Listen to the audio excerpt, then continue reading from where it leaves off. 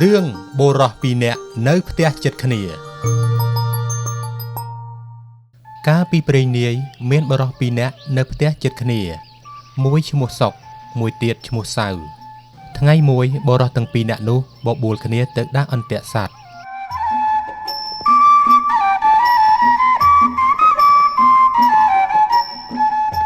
លុះដល់ព្រៃជាកន្លែងដាក់អន្ទាក់សត្វបុរសទី1ថា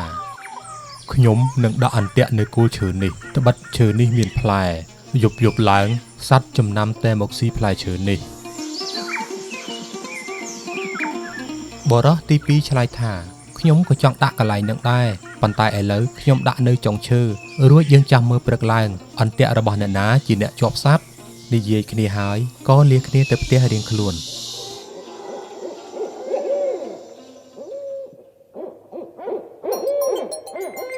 យប់នោះសៅគិតគ្នាពីអ្នកប្តីប្រពន្ធថាអញដាក់នៅលើចុងឈើតើធ្វើម្ដេចនឹងបានសัตว์ដូច្នេះត្រូវអញងើបពីពេលមន់រងាវទៅមើលឲ្យបានមុនអាសុកដល់មន់រងាវសៅក៏បានដើរចេញពីផ្ទះ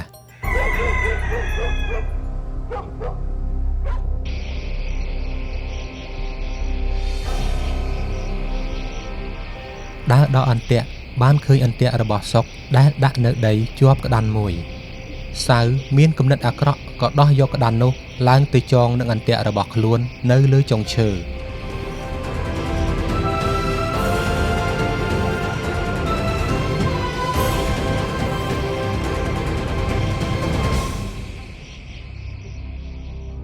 រួចចុះមកដំឡើងអន្ទាក់នៅដីដូចដើមហើយប្រញាប់វិលមកផ្ទះវិញ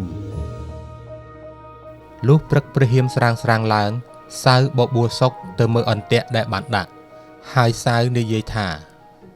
កុំរលះរលាំងធ្វៃអន្ទាក់ខ្ញុំមិនសង្ឃឹមទេក្រែងតែអន្ទាក់អ្នកនៅដីនោះខ្ញុំមិនហ៊ានថា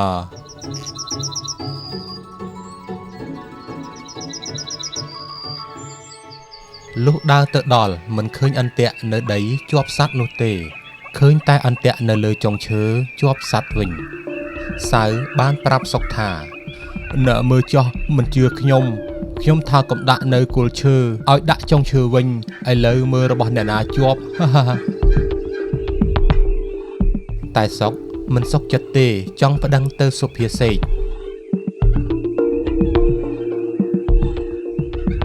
ចំណែកសៅក៏ឡើងទៅដោះយកសัตว์ចុះមកហើយនាំគ្នាវិលមកផ្ទះរៀងខ្លួន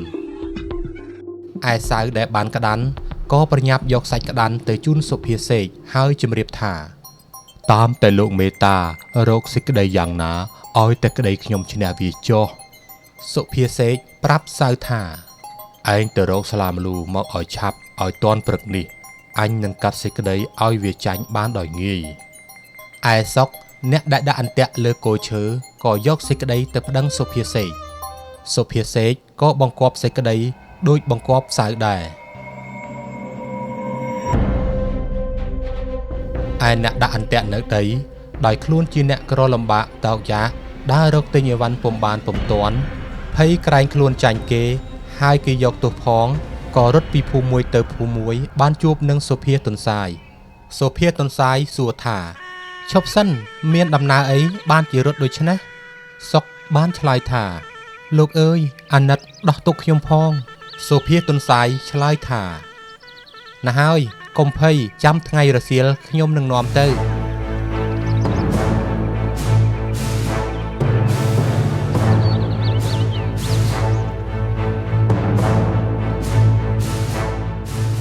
លុះដល់ថ្ងៃរសៀលសុភាទន្សាយនាំសុកទៅដល់ផ្ទះសុភាសេកស្រែកសួរមកថា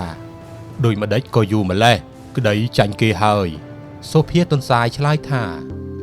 យើងខ្ញុំបានជាយូរនេះពីព្រោះអាឡ័យតែមើលត្រីក្រាញ់ហើរឡើងស៊ីស្លឹកអំពិលសុភាសេកថាពីជីដូនជីតាមកគ្មាននរណាដែលឃើញដែលឮថាត្រីក្រាញ់ឡើងស៊ីស្លឹកអំពិលទេសុភាទន្សាយឆ្លើយតបវិញថានរណាដែលឃើញដែលឮថាអន្ទាក់នៅដីមិនជាប់សត្វទៅជាប់ឯអន្ទាក់នៅចុងឈើវិញហើយសត្វជើង4ផងដែលឮទេអស់អ្នកស្រុកឯសុភាសេកក៏ស្ងៀមបែរមុខផ្ទប់ទៅខាងជញ្ជាំងដោយឆ្មាលបកណ្ដុររឿងនេះចង់ដាស់តឿនមនុស្ស ឲ្យប្រកាន់ភ្ជាប់នូវភាពស្មោះត្រង់ជៀសវាងអំពើពុករលួយនិងត្រូវចេះប្រើប្រាជ្ញាពិចារណាលើហេតុផលសមរម្យមុននឹងជឿឬកាត់សេចក្តីលើរឿងអ្វីមួយ